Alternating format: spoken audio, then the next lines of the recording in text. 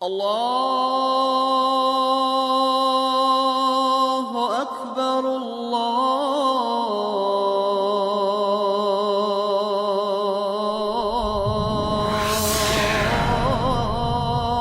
أكبر.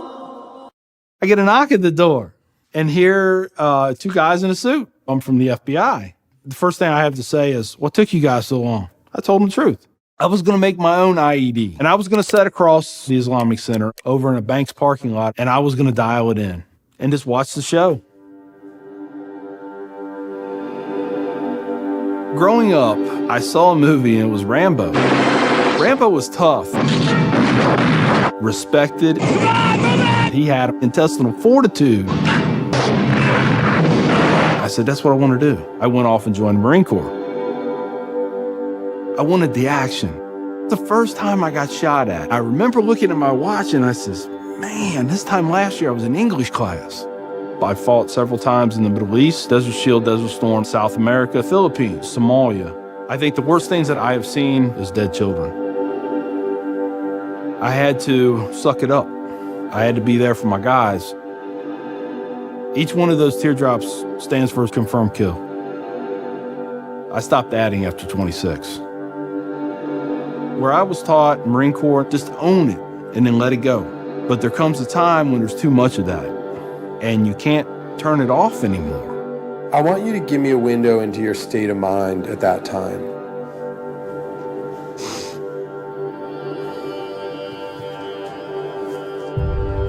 One time, my wife and I went to a DSW, and I saw in the distance these two women in black burqas in my store.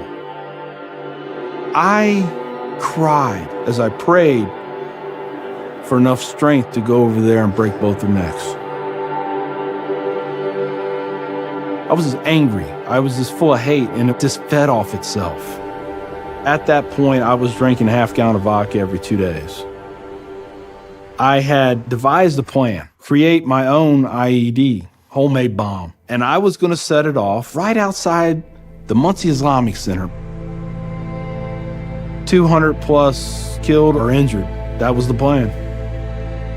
I saw an opportunity to do one last thing for my country. This was my rationale. I knew I would end up in a federal prison with a needle in my arm. I didn't care. My hatred of Islam, it was the only thing that was keeping me alive.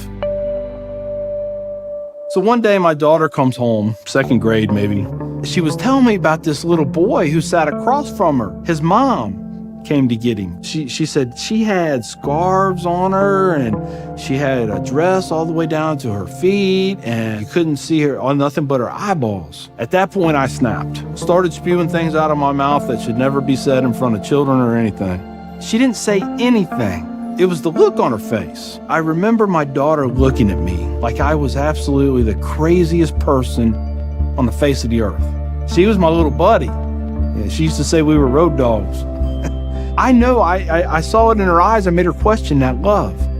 And that's when a light bulb came on. I decided to give the people of this community one more chance. So I went to the Islamic Center, see a gentleman in the shoe room taking off his shoes. He looks at me and he smiles. He said, can I help you? And I said, yeah, I want you to teach me about Islam. So he went and he gave me a Quran. Read this. Come back when you have questions. So I did. And I would see things in the book. I'd be like, there it is. I got them right there. Explain that to me. And they would. This was a kind of awakening. Long story short, 8 weeks after that first day I stepped into the Islamic Center, I became a Muslim.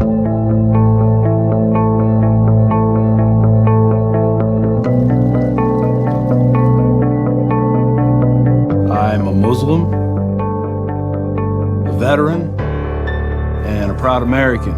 I had learned that I was completely wrong about everything that I felt. You know, Judaism had a message, Christianity had a message, Islam had a message. Funny thing is, though, it was the same message. It was about peace, and it was about love. Please join me in welcoming Mr. McKinney. My big thing is now to stop the hate. Nothing good has ever come out of hatred. I've done too many things. I've hurt a lot of people. I have to live with that. But if I can stop somebody else on the path of non-forgiveness, I won.